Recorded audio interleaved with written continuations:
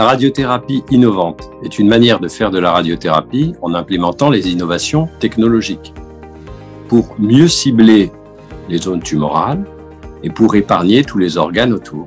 Pour cela, nous avons recours à des nouvelles technologies de l'imagerie, des logiciels performants et le contrôle du mouvement pour arriver à améliorer le ciblage.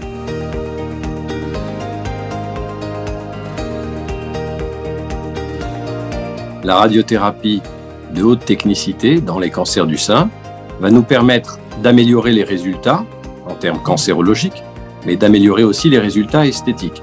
On diminue la fibrose du sein, sa densité, et donc les douleurs que cela peut induire parfois.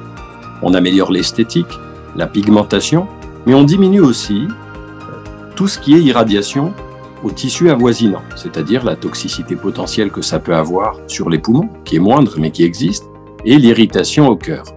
Donc cette radiothérapie améliore l'efficacité et améliore la tolérance du traitement.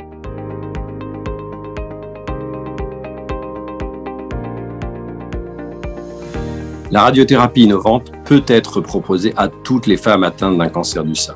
Délivrer une radiothérapie de façon personnalisée, adaptée au sein de chaque femme, au thorax de chaque femme, arriver à délivrer des centaines de faisceaux de radiothérapie très ciblés en fonction de l'anatomie et pour épargner les tissus de chaque femme.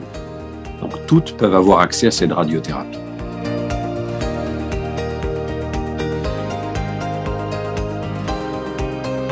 On parle beaucoup du cancer du sein localisé.